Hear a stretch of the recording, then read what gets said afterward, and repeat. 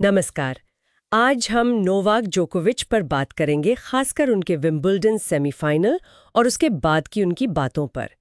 हमारे पास जो जानकारी है वो मैच, उनकी फिटनेस और आगे के प्लान्स पर है। कोशिश यही रहेगी कि हम समझें कि वो इस वक्त कहाँ हैं और क्या सोच रहे हैं। तो शुरू करते हैं सीधे मैच से। विंबलडन 2025 सेमीफाइनल और यानिक सिनर से सीधे सेटों में हार, 6-3, 6-3, 6-4। 24 ग्रैंड स्लैम जीतने वाले चैंपियन के लिए ये नतीजा मतलब काफी अनपेक्षित था, है ना? बिल्कुल बिल्कुल चौंकाने वाला। मैच तो असल में काफी एक तरफा सा लगा। सिनर का खेल बहुत ही क्या कहते हैं निर्दयी और सटीक था, एकदम पॉइंट पर।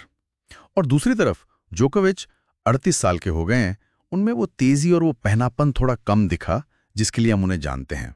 मूवमेंट थोड़ी धीमी थी। हाँ, और शायद इसकी एक वजह वो क्वार्टर फाइनल वाली गिरावट भी हो सकती है। सुनने में आया था कि वो बुरी और अजीब तरह से गिरे थे और उसके बाद गुरुवार का प्रैक्टिस सेशन भी उन्होंने रद्द कर दिया था। सही कहा, वो गिरावट वाकई अजीब बताई गई थी।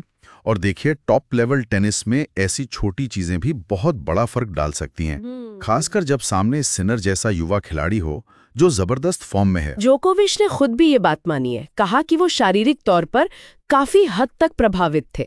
ज्यादा डिटेल तो नहीं दी उन्होंने, बस उम्र और शरीर की घिसावट की बात की। मैच में भी तो तीसरे सेट से पहले उनके बाएं पैर के ऊपरी हिस्से का ट्रीटमेंट हुआ था। हाँ, और ये कोई अकेली घटना नहीं है। अगर हम पिछले कुछ समय को देखें तो ये पैटर्न दिखता है। फ्रेंच ओपन से पहले घुटने की सर्जरी हुई थी, पिछले ऑस्ट्रेलियन ओपन में हैमस्ट्रिंग की दिक्कत थी। खुद सिनर ने भी मैच के बाद कहा कि उन्हें लगा कि जोकोविच थोड़े छोटे हैं। तो जाहिर है 38 की उम्र में लगातार इन युवा खिलाड़ियों के सामने टॉप फिटनेस बनाए रखना ये एक बहुत बड़ी चुनौती है, अभी साफ दिख रहा है। लेकिन इन सब शारीरिक चुनौतियों के बावजूद हार के तुरंत बाद उनका बयान देखिए, कितना दमदार था। उन्होंने कहा, मैं आज अपना विंबलडन करियर खत्म करने की योजना नहीं बना रहा हूं। हाँ, और ये भी कि निश्चित रूप से कम एक बार और वापस आने की योजना बना रहा हूं। ये बात इसलिए भी खास है क्योंकि फ्रेंच ओपन के बाद तो रिटायरमेंट की बातें होने लगी थी। हाँ, ये बयान बहुत दिलचस्प है। एक तरफ तो ये उनका वो जबरदस्त इरादा, वो लड़ने का जज्बा दिखाता है जो उनकी पहचान, लेकिन दूसरी तरफ क्या ये थोड़ा उम्मीदों को संभालने का तरीका भी है, मतलब प्रेशर कम करने का?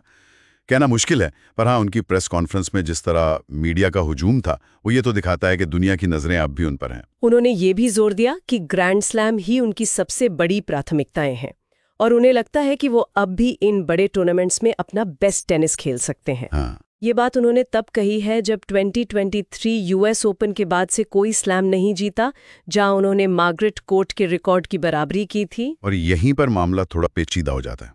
देखिए, पेरिस ओलंपिक गोल्ड एक बड़ी बात थी, नो डाउट, लेकिन ग्रैंड स्लैम पिछले 6 तो अल्कराज और सिनर ने जीते हैं। जोकोविच ने खुद उन्हें निश्चित रूप से अभी सबसे कई स्तर ऊपर का है। हाँ, ये कहा उन्होंने। तो सवाल ये है कि जब वो खुद मानते हैं कि ये दो खिलाड़ी अभी बहुत आगे हैं, तो क्या सिर्फ ग्रैंड स्लैम पर फोकस करना काफी होगा?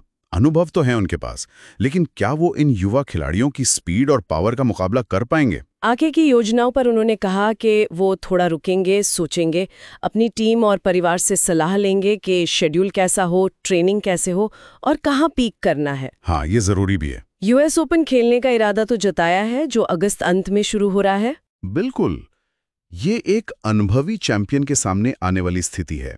उम्र बढ़ रही है, शरीर थोड़ा साथ कम दे रहा है और नए चैलेंजर्स आ गए हैं।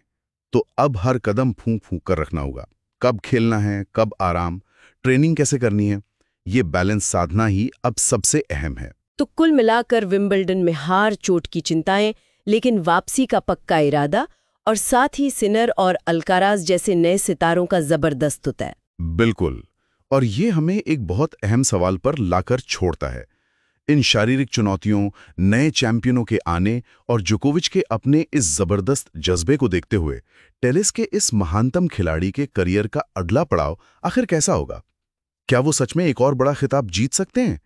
और अगर हाँ, तो कौन से फैक्टर्स, कौन सी बातें इसमें सबसे जरूरी साबित होंगी? ये सोचने वाली बात है।